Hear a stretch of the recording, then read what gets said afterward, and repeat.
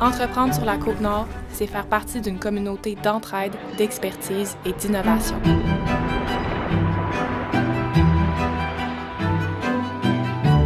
C'est aussi synonyme d'entrepreneurs passionnés qui ont la région à cœur.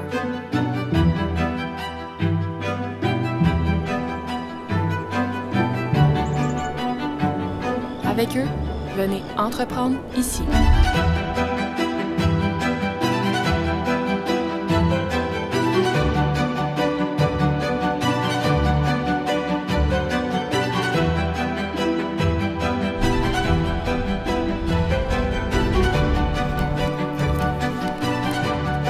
Épisode 8.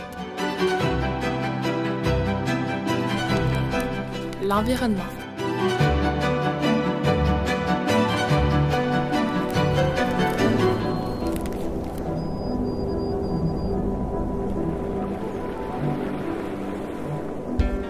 Stéphane Marchand, je suis directeur de Recyc et Frites, qui est un organisme communautaire ici à Sept-Îles qui aide les plus démunis en acceptant des dons qu'on remet en vente pour aider le financement, pour répondre aux besoins en meubles, en vêtements, en différentes choses pour les gens qui sont dans le besoin. J'ai quitté le milieu universitaire en 2001 et après ça, je me suis dirigé vers les organismes communautaires. J'ai travaillé comme directeur d'une base de plein air pour des enfants de DPJ. J'ai enseigné 20 ans au niveau primaire, secondaire, dans des milieux autochtones, sur la Basse-Côte et au Labrador. Je suis revenu à Sept-Îles en 2012 et je me suis investi dans un organisme qui s'appelle Action Emploi Sept-Îles pour aider les gens qui sont en recherche d'emploi. Et maintenant, depuis 2 mois, je suis à Recyc et Frites comme directeur. Guy Ellenberg, président-directeur général de X-Cube. Je voulais faire quelque chose de différent, innovateur et puis écologique à la fois. Ce que j'ai pensé faire, c'est utiliser les conteneurs pour les transformer en maison. Et puis, depuis 2015, j'ai développé une expertise dans le domaine.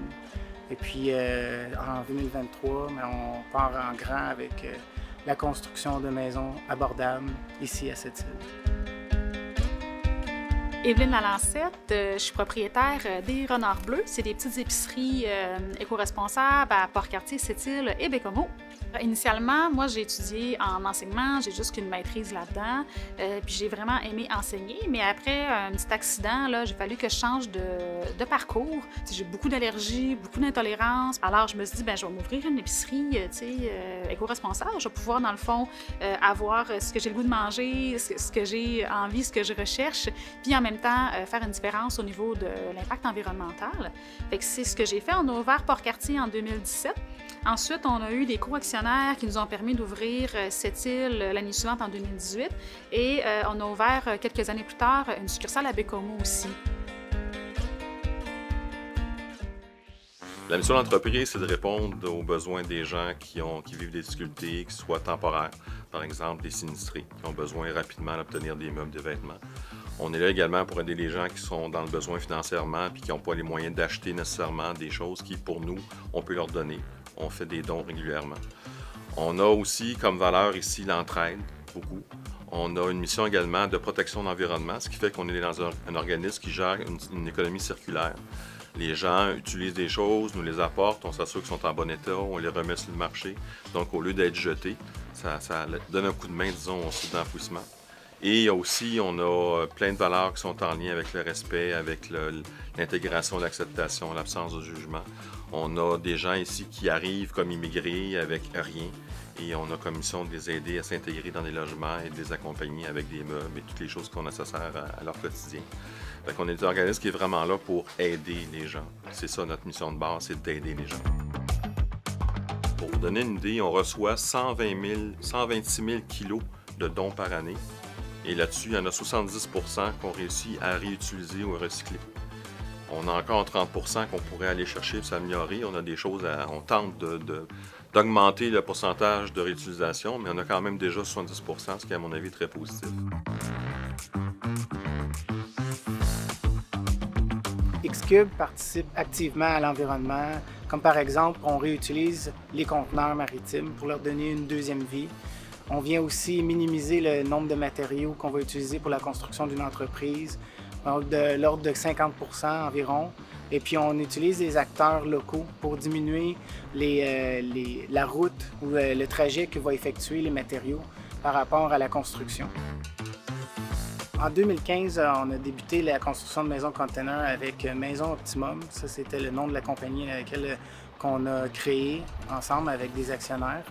Et puis, on a fait la construction de 3 maisons dans le nord du Québec, donc à Rigaud, à Sainte-Adèle et puis à Wentworth Nord. Alors, des maisons qui sont encore debout aujourd'hui, puis les gens habitent dedans. Et puis suite à ça, il y a eu une dissolution de l'entreprise. Et puis j'ai attendu quelques années avant de repartir le tout avec une meilleure conception, des nouveaux plans, un nouveau design, puis des nouveaux alliés.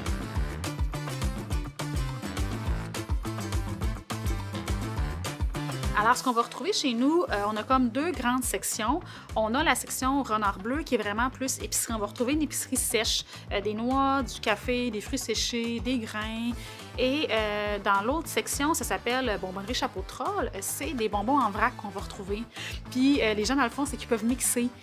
Fait que ce qui est le fun avec ça, c'est que ça va sauver beaucoup d'emballage. Tu sais, dans le fond, tu te prends un sac de papier brun où tu apportes ton contenant, ce qu'on aime beaucoup, puis tu t'en remplis 1 kilo si tu veux, vraiment juste des sortes que tu as envie. Fait qu'il y a un bel impact là, au niveau de l'économie de déchets à cet endroit-là aussi. À Port-Cartier, on a une section spéciale supplémentaire. On a la chocolaterie Cartier qui a ouvert l'an dernier. C'est une fabrique de chocolat. On importe des fèves. On va fabriquer notre chocolat sur place de A à Z. Fait que ça nous permet d'avoir un chocolat qui est équitable et d'avoir vraiment comme un contrôle aussi sur les déchets que la chocolaterie va produire, puis en fait pas produire. Qu'est-ce qui est le fun dans l'entrepreneuriat d'ici? C'est qu'il y a beaucoup de collaboration entre les entreprises. Tu sais, il n'y a pas de guéguerre, on est en symbiose, les entreprises, ils se parlent entre elles, ils se communiquent, puis sont capables de collaborer aussi. Ça fait que ça, c'est vraiment le fun là, en région pour ça, là, de tout être des gens qui, au final, se connaissent. Ce que j'aime beaucoup de travailler en région par rapport au grand centre, je trouve qu'en milieu éloigné, les gens se connaissent beaucoup plus que dans les grands centres. Pour avoir resté à Montréal, Québec, je n'ai jamais connu mes voisins. Ici à Sept-Îles, sur la Basse-Côte, au Labrador, c'est à peu près impossible que tu ne connaisses pas les gens qui partagent, qui vivent dans ton village. C'est un élément, je trouve, très confortable, très facilitant. Ça a aussi, au niveau communautaire, quelque chose d'intéressant parce que le bouche-à-oreille est réellement efficace ici, contrairement dans un grand centre. Quand on a besoin de faire circuler l'information, on peut facilement lâcher l'information auprès de nos clients ou auprès de nos bénévoles, puis ça va faire le tour assez rapidement. Je trouve aussi qu'il y a une belle notion d'entraide dans la région éloignée, peut-être plus présente que dans le grand centre. Quelqu'un est en difficulté sur la Basse-Côte, sur la Côte-Nord, c'est sûr qu'il va avoir de l'aide. On sensibilise les gens. C'est important pour nous que les gens comprennent qu'il y a toujours possibilité d'avoir une deuxième utilisation à un item qu'ils possèdent. C'est pas une utilisation, je le jette, je le remplace, on peut le réutiliser, puis ici, l'autre, on le fait là, de façon la plus efficace possible. Le textile est le deuxième item, je crois, qui est le plus polluant qui est présent dans notre société. Là. Fait que c'est important de mettre une réflexion sur qu'est-ce qu'on peut faire avec les vêtements pour éviter de les envoyer tout simplement à l'enfouissement, ce qui n'est vraiment pas une bonne solution pour notre planète. La Côte-Nord, c'est un vaste territoire, pratiquement non exploité par rapport à l'habitation. Donc, il y a une grande demande. Et puis, la façon dont nous, on conçoit et construit nos maisons, ça permet justement d'aller chercher ce marché-là, puisque c'est très difficile d'accès en termes de Schefferville, par exemple, ou à Fermont, Blanc-Sablon, Tête-à-la-Baleine. C'est dans des endroits qui sont difficiles d'accès pour transporter des maisons préfabriquées ou pour apporter la main-d'œuvre pour aller construire des maisons. Donc, grâce aux voies ferroviaires, aux voies maritimes, bien, ça nous permet à ce moment-là de pouvoir utiliser à pleine capacité les maisons conteneurs en les transportant sur les bateaux ou sur les wagons. On aime travailler avec des gens locaux. Donc, par exemple, aujourd'hui, on se situe dans la cour d'un entrepreneur spécialisé en soudure et qui nous a gracieusement prêté la cour pour qu'on puisse démarrer notre entreprise graduellement. Donc, on a aussi, tous nos partenaires sont principalement locaux. On fait affaire avec des fournisseurs locaux principalement. Alors, toute la maison, de la façon dont elle va être constituée ou construite, va être faite à partir de matériaux locaux. C'est ce qui est très important pour nous, pour encourager l'économie circulaire. Il y a beaucoup de place pour inventer des choses. Puis il y avait d'ailleurs une place pour nous parce que c'était un service qui n'était pas offert en région. Je trouve ça le fun parce que je vois plein de nouvelles entreprises jeunes, autant dans le fond des restos, des centres d'activité. Je pense à Top Chrono, je pense à Bavard Livrogne, je pense à des entreprises qui changent de main. Je pense qu'il y a beaucoup de renouveau entrepreneurial en ce moment, des affaires le fun qui se passent chez nous. Nous autres, on a vraiment une saveur du pays dans l'entreprise. On a énormément de produits qui sont locaux, régionaux, des petits produits chez nous, parce que, autant au niveau de l'impact environnemental, si au lieu là, de me commander des chandelles faites aux États-Unis ou même à Montréal, je prends des chandelles qui ont été fabriquées ici, sur la Côte-Nord, bien déjà, c'est des produits qui ont beaucoup moins voyagé. Il y a quelques années, on avait calculé le nombre de contenants très approximatifs qu'on avait fait épargner à la population, puis on avait comme plusieurs centaines de mille. Ça monte vite, là, le nombre de contenants qui sont épargnés. Fait qu'on fait une bonne différence à ce niveau-là. On souligne beaucoup les valeurs environnementales dans l'intérieur de notre équipe parce qu'au départ, on a des gens qui sont déjà très soucieux de ça.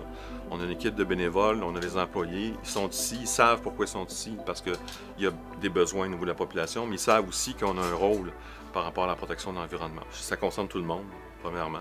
Personne ne peut ignorer l'environnement, on est tous responsables de l'état de notre planète.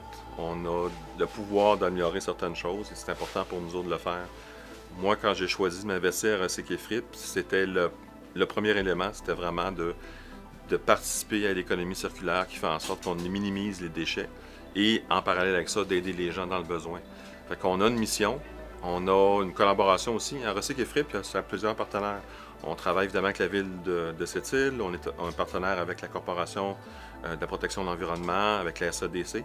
Tout le monde travaille ensemble pour trouver ces solutions-là, puis on a une belle volonté politique ici à Sept-Îles d'aider à faire en sorte qu'on pénalise le moins possible notre environnement. Chez X-Cube, c'est important l'environnement parce qu'une grande partie des déchets sur les sites viennent de la construction. Donc, on utilise très peu de matériaux qui sont non recyclables ou non recyclés, que ce soit pour la découpe de conteneurs ou pour l'utilisation des matériaux. Très peu de déchets vont se retrouver sur les sites d'enfouissement. C'est important de pouvoir optimiser les conteneurs, puis on veut l'utiliser dans toutes les façons. Donc, une des façons qu'on les utilise, c'est pour l'entreposage. On a aussi l'objectif de faire des kiosques avec, qui fait aussi des résidences. Donc, on veut vraiment maximiser l'utilisation du conteneur à toutes les façons pour que chaque personne puisse y trouver son compte au sein de la ville et de la municipalité.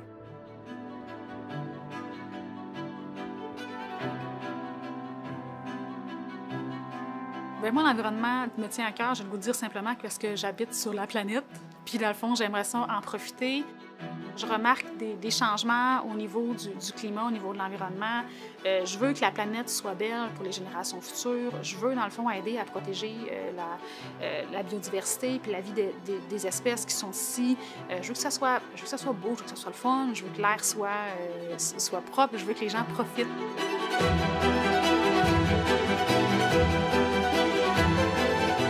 À chaque jour, les entrepreneurs d'ici continuent de faire rayonner la région.